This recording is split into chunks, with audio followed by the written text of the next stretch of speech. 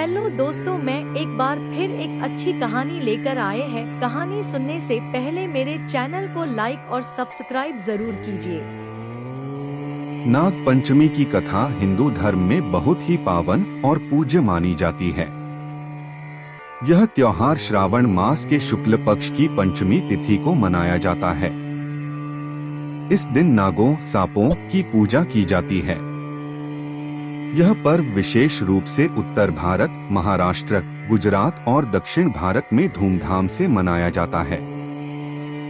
यहाँ पर नाग पंचमी की प्रचलित कथा दी गई है। नाग पंचमी की पौराणिक कथा बहुत प्राचीन समय की बात है। एक ब्राह्मण था जिसके 7 पुत्र थे। उन 7 में से एक पुत्र की मृत्यु सर्पदंश सांप के काटने से हो गई।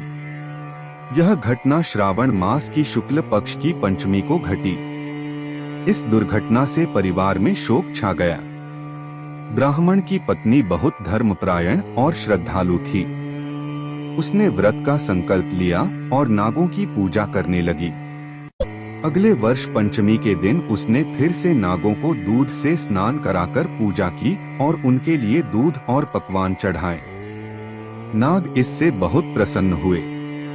नागों ने प्रसन्न होकर उस ब्राह्मण स्त्री को दर्शन दिए और वरदान दिया कि उसके मृत पुत्र को जीवन मिलेगा।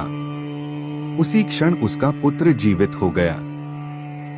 तब से यह परंपरा चल पड़ी कि श्रावण शुक्ल पंचमी को नागों की पूजा की जाती है। लोग मानते हैं कि इस दिन नाग देवता की पूजा करने से सर्पदोष, भय और आकस्मिक मृत्यु जैसी समस्याओं से रक्षा होती है। नाग पंचमी पर पूजा विधि। इस दिन घर के दरवाजे, दीवारों या मंदिरों में नाग देवता की आकृति बनाई जाती है या मिट्टी की नाग मूर्ति स्थापित की जाती है। उन्हें दूध, अक्षत, चावल, फूल, दूब और लड्डू आदि अर्पित किए जाते हैं। कुछ लोग सर्प के बिल के पास जाकर दूध चढ़ाते हैं। नमः नागाय या नमः सर्पाय जैसे मंत्रों का जाप करते हैं।